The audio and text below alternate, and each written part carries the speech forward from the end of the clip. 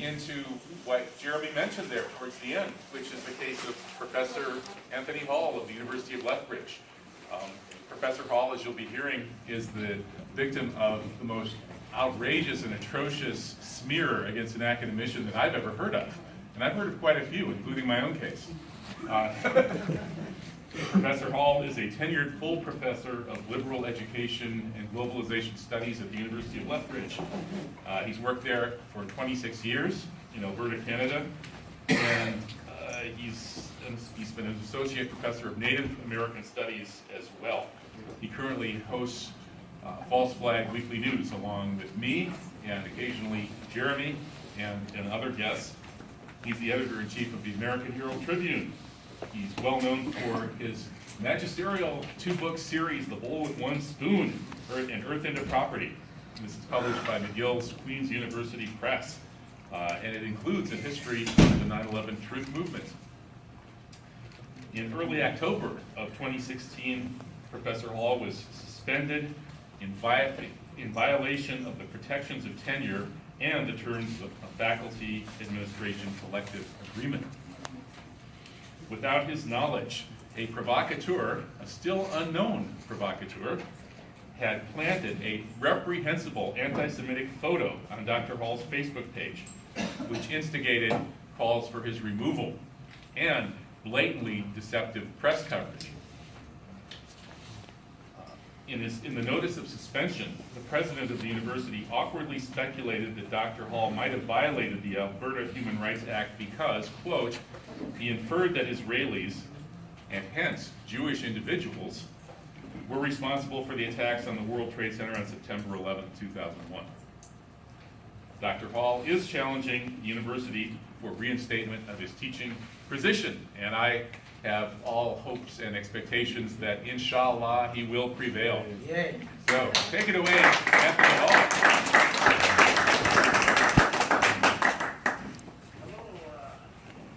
Hello, West South Forum in New York. I virtually with you, and I am geared up to make a significant presentation. I'm seeing myself with about a 3-second delay. But I'm going to follow the order of the presentation, and because time constraints, I've written a presentation, I prepared a slideshow. To me, I would be running a slideshow on the relationship between Jeremy, Rod, Michelle, Dr. Kevin Barrett, and I. Yes, we're colleagues. We also hang out with one another's families. Jeremy was actually with me as a guest here in Lethbridge, Alberta, when the suspension came through. Dr. Barrett and I, hello, Fatna, hello. Put the mic next to the speaker. Barrett and I have worked Just together put the mic next to the speaker. especially on the case of splitting the size of Africa. Citizens' arrest of George W. Bush in 2009. We worked closely with Cynthia McKinney, Ramsey Clark, former Attorney General of the United States. We have collaborated a lot. So here is the slideshow. And so I prepared this introduction here essentially for maximum embarrassment to the University of Lethbridge, and I'm calling the presentation "The Suspension of Academic Freedom at the University of Lethbridge: Some Reflections from Personal Experience with Thought Crime Policing in the Academy." And I'm calling myself, how do I title myself these days? I'm calling myself Suspended and Tenured Full Professor of Liberal Education and Globalization Studies at the University of Lethbridge. Now, what is tenure for if it's not to protect you from arbitrary actions, if perchance you offend a powerful political lobby, as I obviously did offend something called the B'nai B'rith Canada. The part of the whole array of issues that we'll be addressing is if tenure is abolished in our institutions of higher learning, then there really is no protections. Then this episode that I'm living through, I see as a kind of effort to create a precedent for powerful interests to take over political control of what goes on in universities. Now, in the introduction, I wanted to go into a little bit of depth with Joy Kariga and remind you that when this forum was being put together, the original panelist was Joy Kariga, Dr. Kariga, who was suspended and subsequently fired at Oberlin University College. And she had a presentation in mind where she wanted to look at the way black scholars deal with the 9/11 narrative, the BDS movement, boycott, divestments, and sanctions, the role of Zionism and Zionist lobbies in the universities. I'm really disappointed not to hear her, but she obviously, Dr. Kariga obviously sensed that the thought police cops were on our case, that you couldn't trust the left forum to provide a decent milieu for respectful academic debate. That's absolutely tragic. She wanted to talk about black scholars and 9/11. That raises the role of Farrakhan in drawing attention to the role of Israel in 9/11. She wanted to talk about issues of race in relationship to these issues. What does it say about the organizers of the Left Forum event that they can't incorporate a up-and-coming, rising black scholar of rhetoric and composition in their proceedings?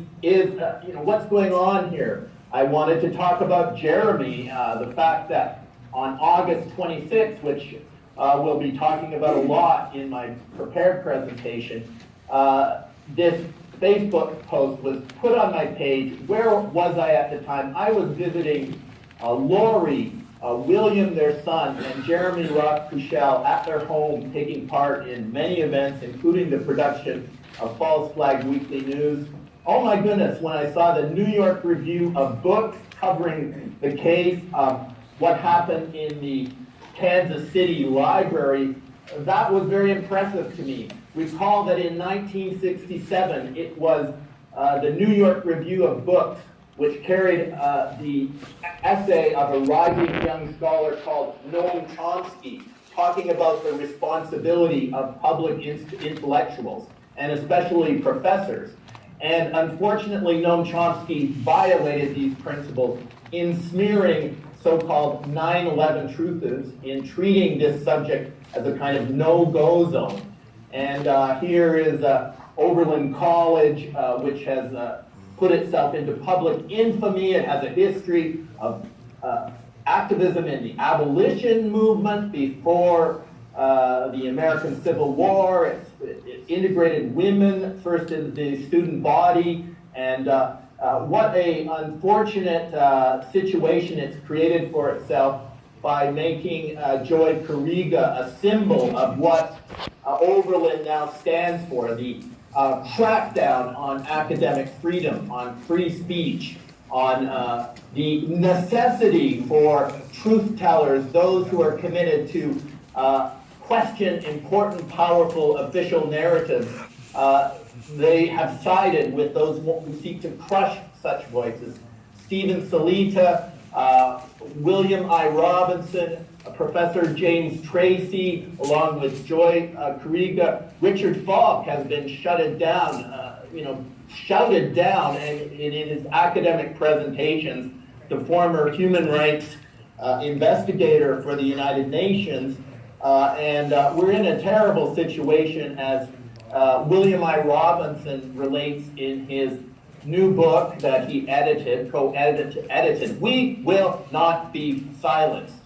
The academic repression of Israel's critics. So here is a cartoon of me. This might give you some sense of the way that various forces have been mobilized to take me out of the University of Lethbridge and to undermine my voice on False Flag Weekly News. The major condemnation I face is that I do False Flag Weekly News, which is accused of being anti-Jewish. I try to use the language of Israel First partisans, neocons, Likudnik Israel. I'm not interested in studying some ethnicity and condemning an ethnic group. I'm looking at power and the way power is exercised in very specific terms by agencies, like, for instance, the Project for the New American Century. And so let's go now to the prepared part of my presentation here, the writing. And so I just covered the first quarter, and now I'm going to read a script, and as I read the script, I'll go through the slides. So into the essay, I came to the section, Contentions of Profound Importance for the Future of Higher Education. The core episode, maybe let's, it's a bit of a delay when I transfer here. The core episode in the effort to nuke my career and reputation occurred in early October of 2016. From one day to the next, I was pulled from my teaching responsibilities in midterm, summarily suspended, initially without pay. These punitive measures were imposed completely outside the terms of the collective agreement with the University of Lethbridge Faculty Association. And I had anticipated that taking part in the Left Forum, there would be a lot of university faculty. It's happening in a university that these professional issues within the academy could be discussed with colleagues. Little did I know that colleagues would turn on me, who am trying to deal with the repression of free speech in universities. They were imposed by presidential dictate in the complete absence of any due process. So let's go back to some of the images, and here is a significant letter from something called the Canadian Association of University Teachers. In his letter to me of October 3, University of Lethbridge President Dr. Mike Mon made vague references to some possible violations of the Alberta Human Rights Act that he speculated might have taken place. This possible contravention, I was informed, involved my, quote, inferring that Israel, and hence Jewish individuals, were responsible for the terrorist attacks on the World Trade Center on September 11. Well, I think a lot of people were responsible for what happened, but who was the directing force? Many roads and paths of research done by, for instance, Alan Sabrowski or Richard Bolin, and many others, including Kevin Barrett, demonstrate that the Israel First partisans, not only in Israel, but in the United States government, in many governments, a powerful lobby, had a disproportionately intense, concentrated role in what happened on 9/11. Now that is a pretty explicit description of a thought crime that some powerful interests apparently want to outlaw in the jurisprudence of the Academy. Will we see in the future the questioning of the official narrative of 9/11 become something like the questioning of the official narrative of the Shoah?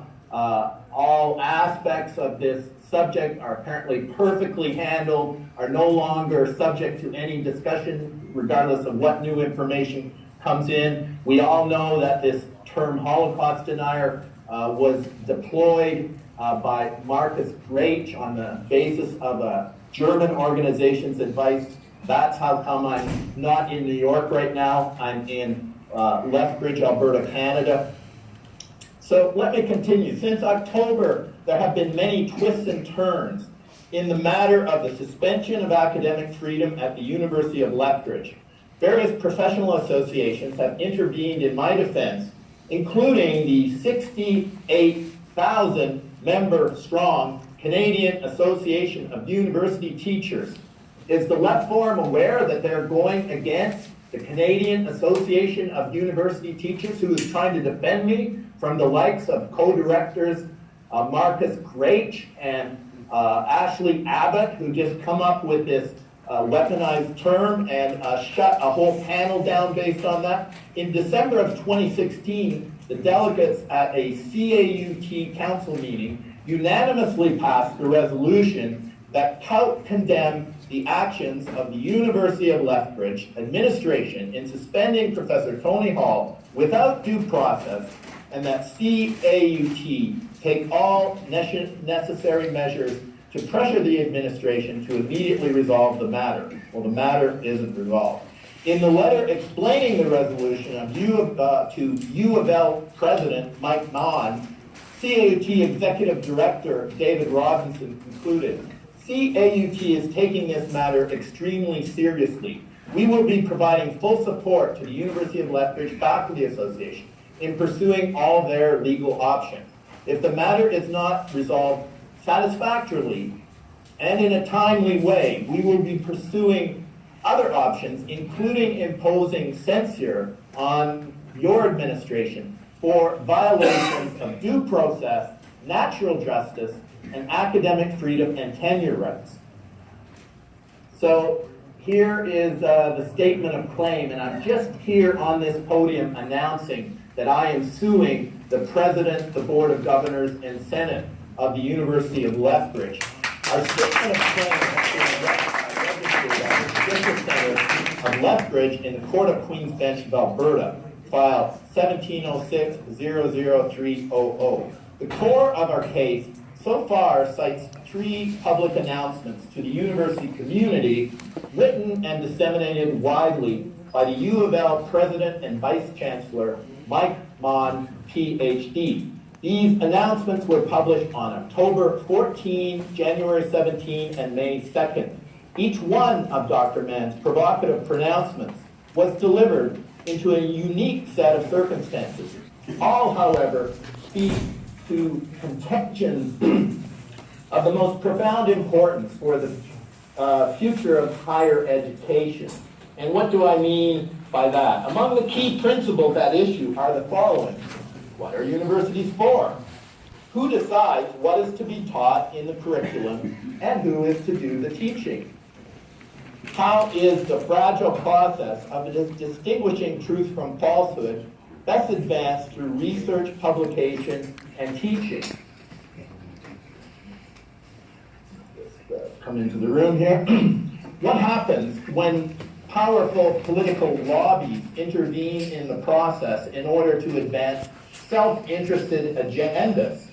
What are the rules and parameters of the academic requirement that faculty members should perform community service? As I see it, the work that Dr. Barrett and I do, and sometimes with the contributions of Jeremy Roth-Kushel, this qualifies as community service appropriate for what a university professor should be doing. Do the protections of academic tenure continue as a baseline of protection for academic freedom? What is the nature of the discourse on tenure in U.S. universities? Why don't our colleagues who are tenured make more proactive use of the protections which we supposedly have to, for instance, go into some depth in the 9/11 issue? Okay, it's fine to condemn the peace movement, condemns what happened after 9/11, but what is the substance of 9/11?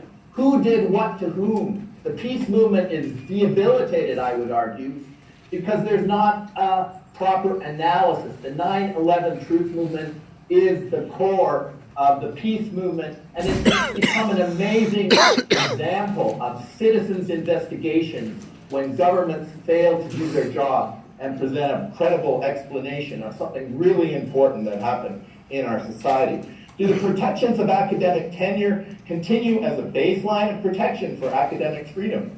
Or repeat that. Are all subjects open to academic investigation and debate?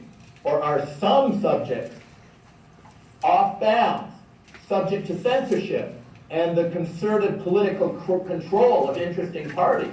What happened to this panel just days ago, I think is a clear demonstration that some subjects are off bounds, that we really don't have free and open debate in our universities, especially because certain terms like anti-Semitism, conspiracy theorist, and Holocaust denier have been unbelievably weaponized. So our colleagues know that to survive professionally, you have to do everything in your power to avert anything that might invoke these names in relationship to your own academic work. When individuals and powerful political lobbies complain about faculty publications, faculty commentaries in the media and such, who should arbitrate such complaints? And what procedure should be followed? Is it a proper procedure just for a university president, a CEO, simply one day to the next to sign on the dotted line and say, oh, I've done, in my view, this is unacceptable, you're gone, you're suspended, you're out of here, and I'm going to demean your reputation, essentially nuke your reputation through public statements. That's what's happened to me. Each one of these questions has a deep history that has given rise to various approaches, conventions, policies, and procedures. All are relevant to the array of administrative, legal, political process set in motion by the decision of my university administration to disregard the protections of tenure and to suspend me unilaterally in the absence of formal procedures of prior arbitration. So let's go over back to the slideshow here. And, so here's keywords that we'll be looking at. Let me draw from the initial October 14th statement of Dr. Mon, where he acknowledges that this issue is distracting for our community, can be divisive, and is bringing uncomfortable attention to our university. Yes, it is, right in New York City right now at the Left Up Forum as one of the places. In the light of these observations, Dr. Mon explains in this statement of October 14, for which I'm now suing him, the action is not focused on Dr. Hall's published scholarship driven by the complaints of students or the demands of external advocacy groups. Not my publications, not the complaints of students. What is it then? It is focused on his YouTube-based videos and comments in social media that have been characterized as being, here it comes, anti-Semitic, supportive of Holocaust denial, and engagement in conspiracy theories. In this astonishing statement from a university president, Dr. Mon claims he was not driven to make his decision to suspend a senior tenured faculty member by the pressure of external advocacy groups. Let's put on the screen an external advocacy group. The assertion, however, is seemingly contradicted by the CEO's prevarication in the key sentence where he smears me with the weaponized labels anti-Semite, Holocaust denial, and conspiracy theorist.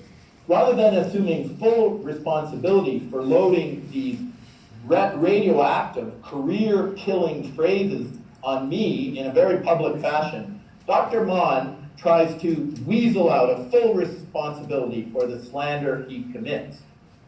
Who does the U of L president have in mind as the source that characterized me, and characterizes in quotes, with the onerous labels Dr. Mon repeats with affirmative verb?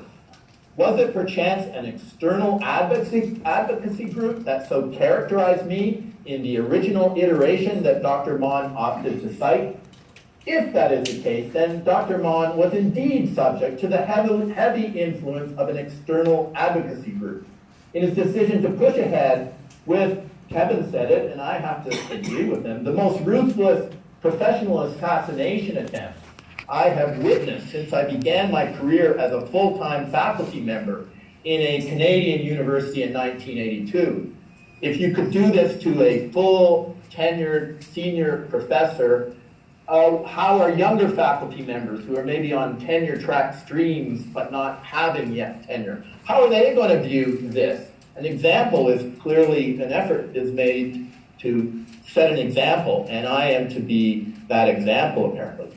For the last 27 of my 35-year run as a university prof, I've taught more than a full generation of students at the University of Lethbridge. Dr. Mond's extensive list of prohibitions extends to banning me from stepping foot on the U of L campus. This aspect of his effort to criminalize me within the framework of our own set of academic laws, policies, and procedures is, according to my detractor, based on a negative assessment of certain unspecified YouTube-based videos and comments in social media. What videos does Dr. Mond have in mind? Recent developments have eliminated any doubts that the YouTubes Dr. Mond has in mind as the primary basis of his decision to suspend me unilaterally are those of the No Lies radio production team. I co-host with Dr. Kevin Barrett. In other words, the very network of collaboration from which emerges False Flag Weekly News and the webcasting of this Left Out Forum. In other words, the very venue that we are engaged in right here. This has been declared, what we do here, an academic crime by the administration of the University of Lethbridge.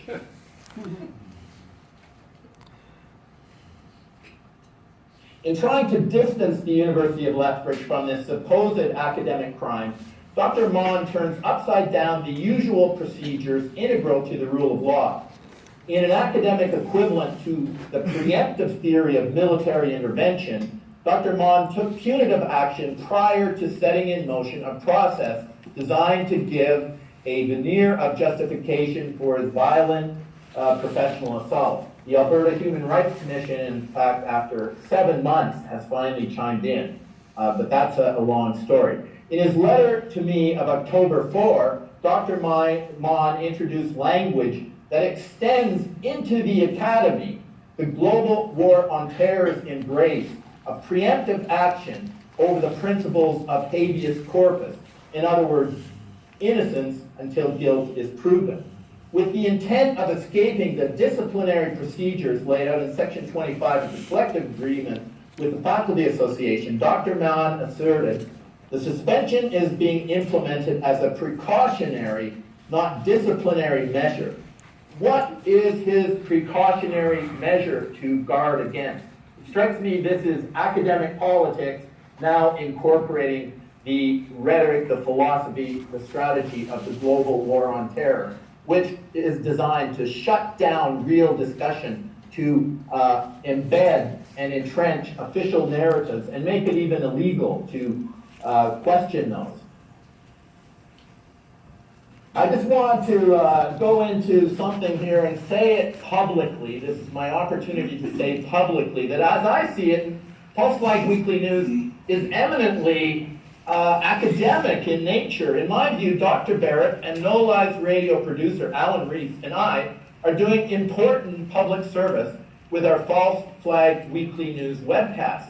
We've been working together on this project since Dr. Barrett invited me to replace Dr. Jim Fetzer as co-host in December of 2015. I see my contribution to False Flag Weekly News as part of the community service that faculty members are required to perform as part of our professional activities. Teaching, research, publication, and community service is what we have to address in our professional activities report. We are often encouraged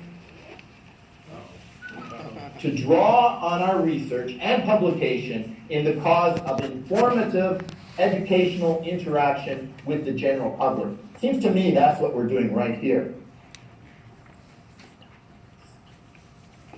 So, as I see it, False Flag Weekly News advances a public service of a genuinely academic nature. The fact that we publish URL links along with our regular broadcast demonstrates that ours is a scholarly approach. When you watch the 6 o'clock news on the big channels, the big networks, do you see a bibliography at the end of the newscast so people can check your sources and such? We do that. I'm proud of that. I think this is a reflection of our background in the academy and the fact that we do scholarship. peer-reviewed scholarship. Those members of our audience that are interested can check our sources to compare them with other theoretical and literary interpretations.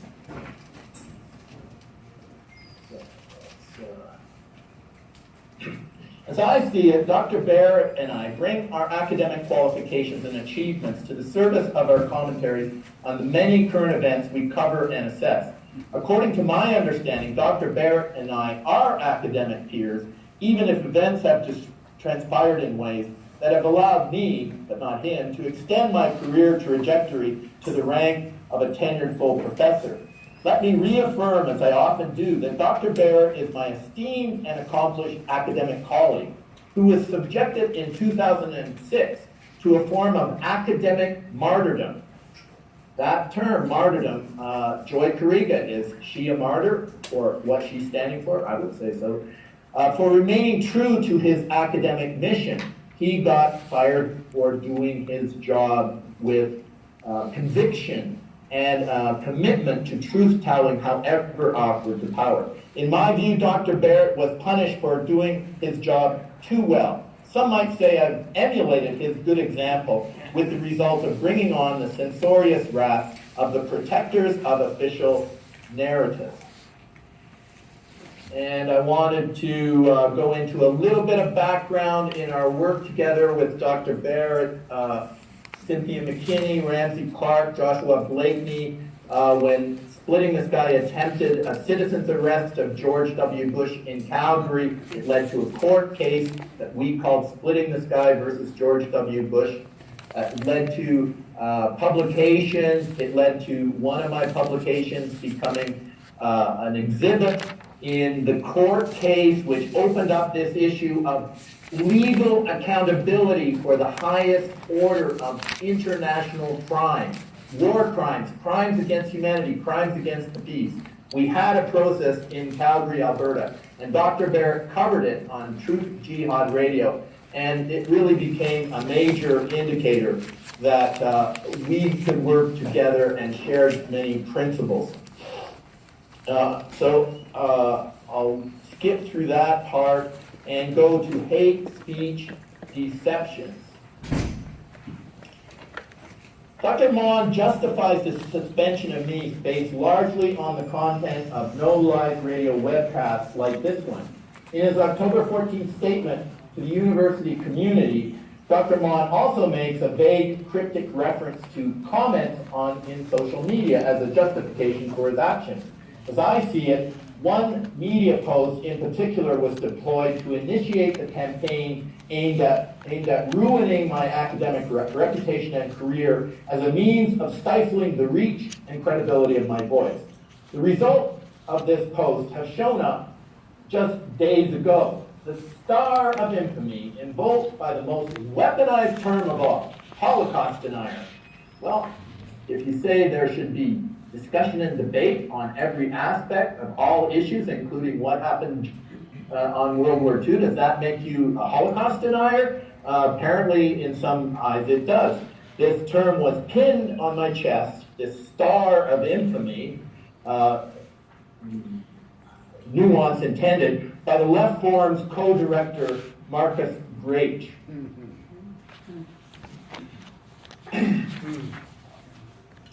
The first time I saw the term Holocaust denier attached to me was back in mid-September when I began to examine earlier internet posts by B'nai B'rith Canada, such as this one. This organization is the Canadian branch of the U.S. headquartered, Israeli-oriented Anti-Defamation League of B'nai B'rith. As I learned originally from the B'nai B'rith accounts, a virulent Facebook post apparently turned up for a few hours on my Facebook wall on August 26th, on the day I was visiting the family of Lori, William, and Jeremy Rothschild in the Kansas City area. In the few hours this post is said to have been on my Facebook wall, B'nai B'rith officials jumped on the item, calling in police to the Calgary home of one of the organization's most controversial spokesmen. Ryan Belrose is his name.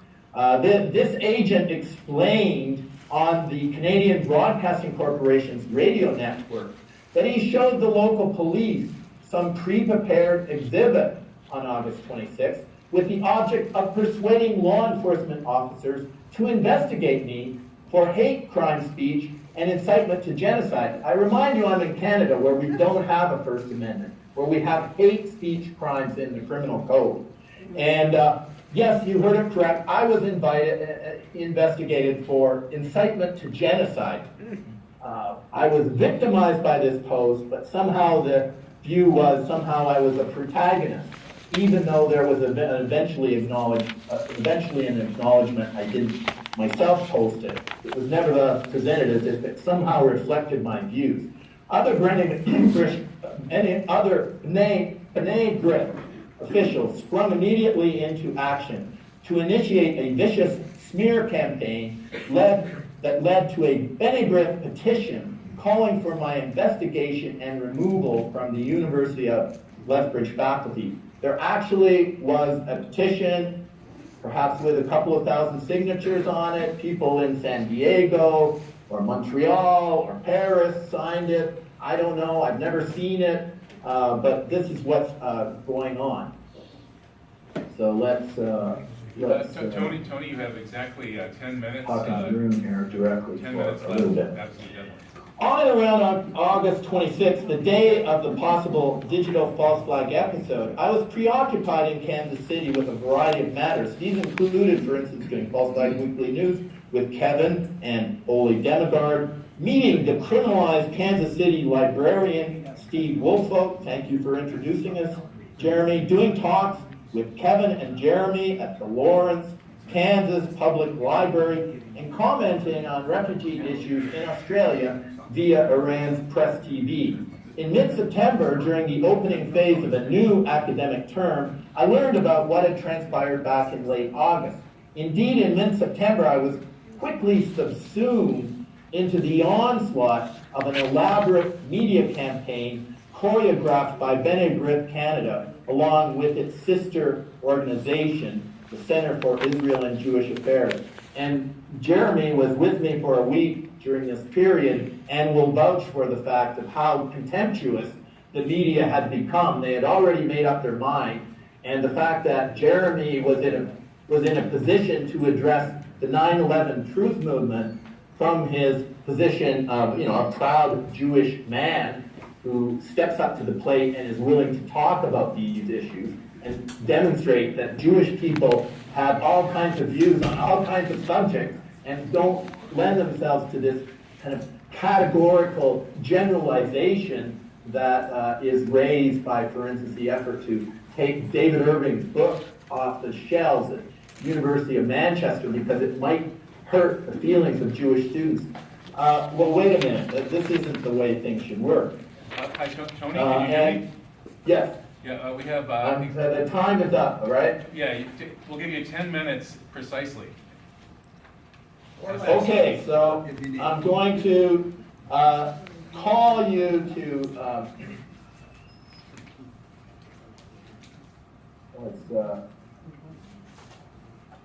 go through the section, because this will be published in due course, I expect. The sections on my research on this Joshua Goldberg character, who turns out is a prolific producer of hate speech rhetoric coming from many different voices.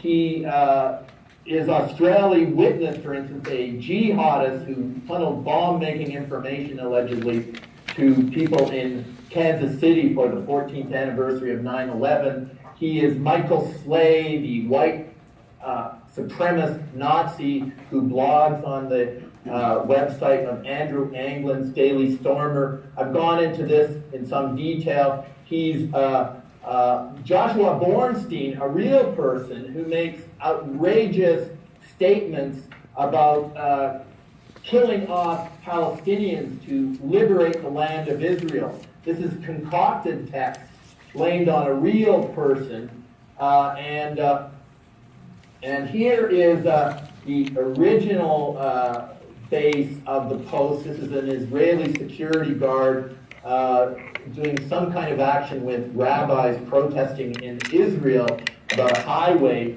this picture was twigged with Photoshop, and the main part, though, as we'll see, is this text, which you can check. Let's just read: "The white man has more than enough of international Jewry, and we are fully prepared to smite the parasite for the millionth time. The greedy hook-nosed types know that their days are numbered." I'm reading from this text, which is too small to see. It's horrific, but it turns out this text is very consistent with many hate speech diatribes supposedly created by this figure, Joshua Goldberg. I've written about this at length. We've done a False Flag Weekly News special on it.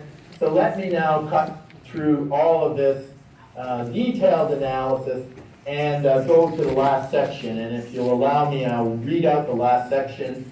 I've been kind of patient here. We started a half hour late, and I just sum this up with this writing, which I want to put on the public record. I came to the subject of 9/11 in 2008, and even later to the subject of the interaction between the Palestinian people and the Israeli government and lobby, as discussed, for instance, by John Mearsheimer and Stephen Wall in The Israeli Lobby and U.S. Foreign Policy.